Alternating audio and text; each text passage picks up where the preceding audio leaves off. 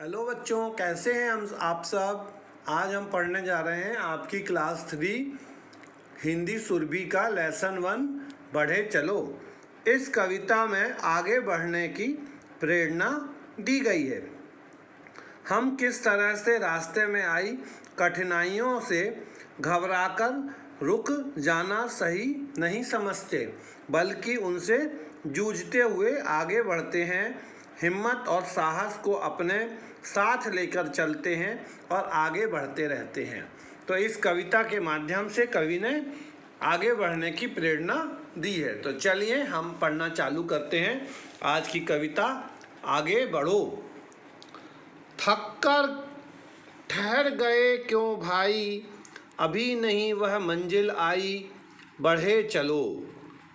थककर ठहर गए क्यों भाई, अभी नहीं वह मंजिल आई, बढ़े चलो।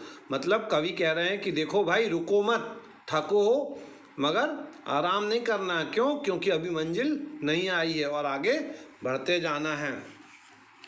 अगर राह पथरीली हो तो डर क्या, लाने हैं दिन हमें सजीले, सोच लिया बढ़े चलो।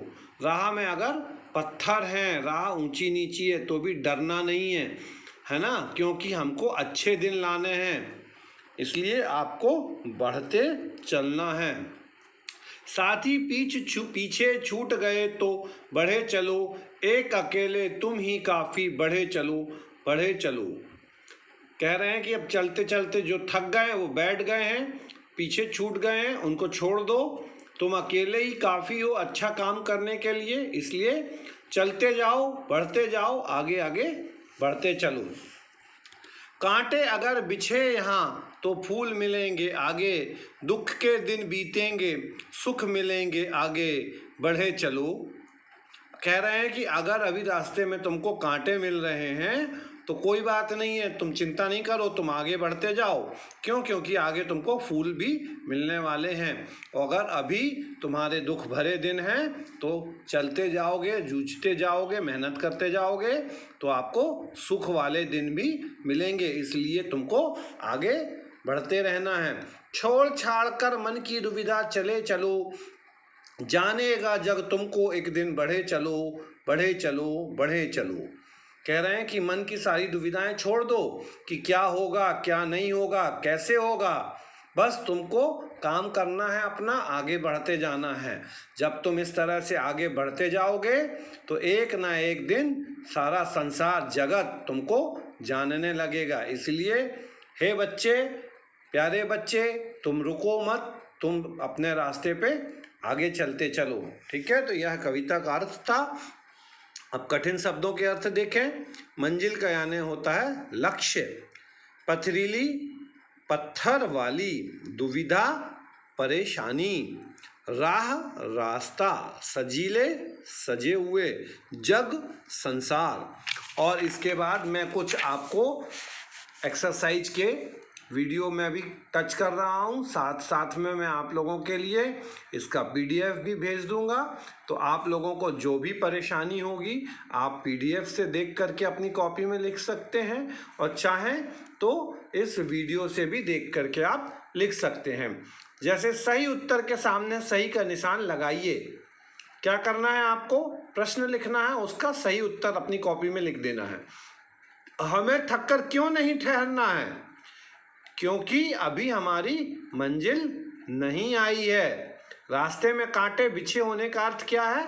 जीवन में कठिनाइयाँ या दुख होना। यदि हमारे पीछे साथी पीछे छूट जाएं तो हमें क्या करना है? हमें अकेले ही आगे बढ़ते जाना है। इसके बाद प्रश्नों के उत्तर मैं आपको बाद में भेजूंगा। नीचे लिखे शब्दों के पर्यायवाची शब्द। राह का पर्यायवाची होता है रास्ता, दिन का दिवस, जग का जगत या संसार, फूल का पुष्प। पर्यायवाची शब्द किसे कहते हैं? पर्यायवाची शब्द उन शब्दों को कहते हैं जिनके समान अर्थ होते हैं, उन्हें हम क्या कहते हैं? पर्यायवाची शब्द। राह का रास्ता, जगत का जग। विलोम शब्द किसे कहते हैं? वे शब्द जिनके अर्थ उल्टे होते हैं उन्हें हम विलोम शब्द कहते हैं। जैसे तोड़ना का उल्टा जोड़ना, दुख का उल्टा सुख, आगे का पीछे, छोड़ना का पकड़ना, काम का बेकार या बेकाम। जैसे आप देखिए इसमें ई शब्द जोड़ने से क्या बन रहा है, नया शब्द हिम्मत, और उसमें ई जोड़ दिया तो क्या बन गया, हिम्मती। साथ क्या बनेगा, साथी। पहाड़ पहाड़ी, साहस साहसी, दुख दुखी, राह राही। तो इस तरह से हमारे एक पाठ की एक्सरसाइज कंप्लीट होती है। इसका पीडीएफ भी मैं आपको इसी के साथ में भेज रहा हूँ।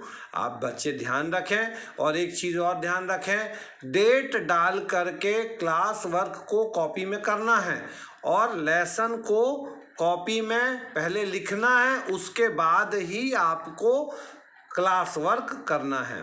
ठीक है बच्चों, तो इस चीज़ के लिए ध्यान रखना है। ये आपका क्रियाकलाप के रूप में दिया जा रहा है कि आपको लेसन लिखना है, फिर उसके बाद उसकी एक्सरसाइज लिखनी है।